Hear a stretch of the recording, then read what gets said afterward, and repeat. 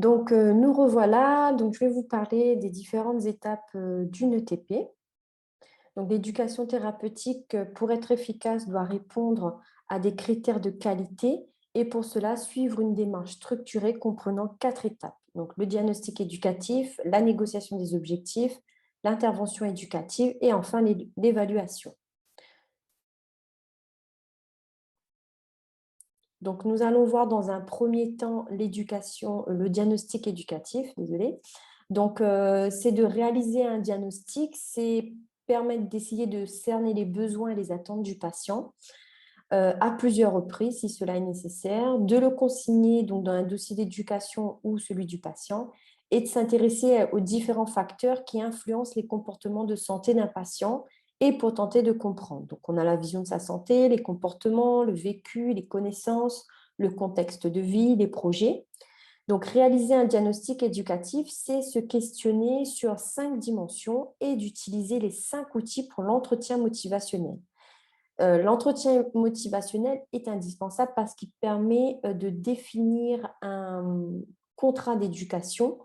Donc, les 5 outils sont pertinents et déterminants pour justement créer ce contrat d'éducation et surtout que le patient y adhère.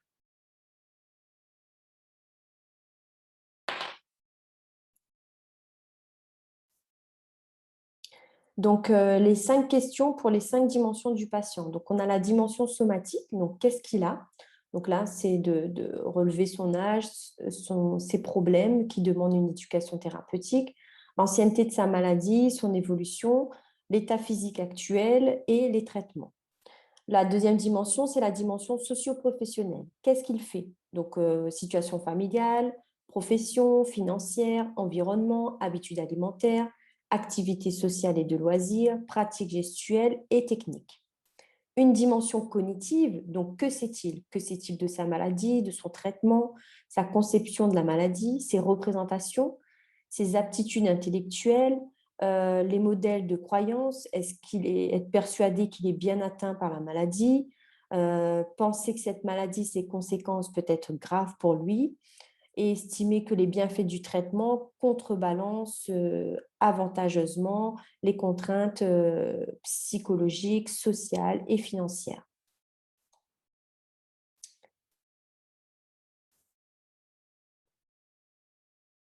La quatrième dimension, elle concerne la dimension psycho-affective. Donc, qui est-il? Donc là, ça sera de voir quel est son degré de responsabilité, le vécu de sa maladie, où en est-il dans son processus de deuil, à quel stade de la maladie se trouve-t-il, quelles sont ses émotions, donc ses stratégies d'adaptation, sa motivation à se soigner, son soutien familial, le sens qu'il donne au vécu de la maladie et aussi sa religion et ses croyances qui peuvent influencer sur la suite de sa prise en charge. Et enfin, la dernière dimension,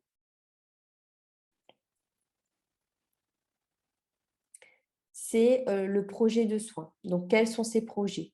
Cette dimension concerne donc le projet de soins du patient dont ses attentes synthétisent toutes les autres dimensions. Il s'agit d'explorer avec le patient son projet en l'invitant à s'exprimer dans ses mots à lui, prendre soin de soi, se sentir mieux, avoir envie de faire des choses pour sa santé ou pour améliorer sa qualité de vie. Cette dimension permet de repérer avec le patient en quoi les savoir-être et les savoir-faire pourraient répondre à ses attentes et selon quelles priorités.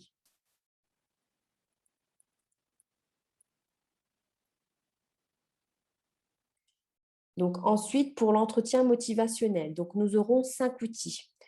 Donc nous avons d'abord les questions ouvertes, donc elles commencent par comment ou pourquoi.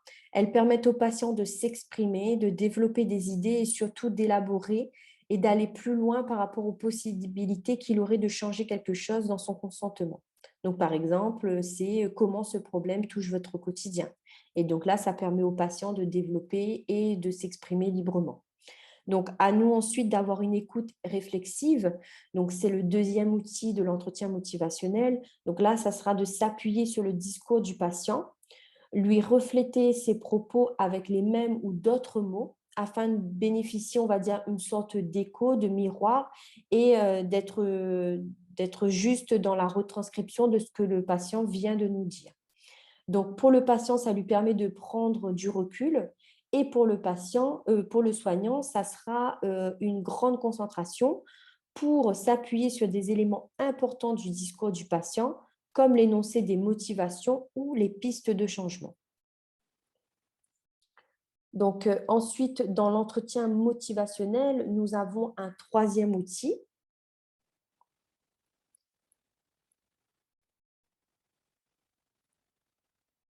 qui est le renforcement ou la valorisation. Donc là, c'est de mettre en avant ce qui est positif dans les démarches du patient, c'est de le soutenir, de l'encourager. Donc, les effets, ça permet d'augmenter la confiance en soi du patient, de diminuer la discorde qu'il peut y avoir dans l'entretien avec le soignant et d'augmenter sa capacité à entendre de mauvaises nouvelles. Donc là, c'est souligner sans jugement son comportement, ses ressources, ses valeurs ou ses efforts. Donc, c'est aussi dans l'entretien motivationnel de faire des résumés, donc soit en cours ou en fin d'entretien. Donc là, ça sera de rassembler les éléments recueillis pour mettre l'accent ou intégrer des éléments de discours du patient. Et enfin, le cinquième outil, donc c'est informer de manière collaborative. Donc, c'est un processus, donc c'est-à-dire prendre connaissance de ce que le patient sait, proposer un complément d'information, de déterminer en demandant un feedback sur l'information donnée et pour que le patient lui-même ne considère pas cette information ou ce conseil comme intrusif dans sa vie personnelle.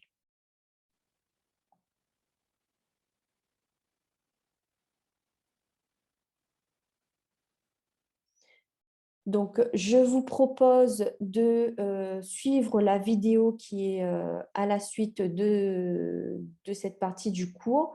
Ça illustre qu'est-ce qu'un entretien motivationnel et ça va vous permettre de mieux vous situer sur cette première partie de l'étape de l'éducation thérapeutique.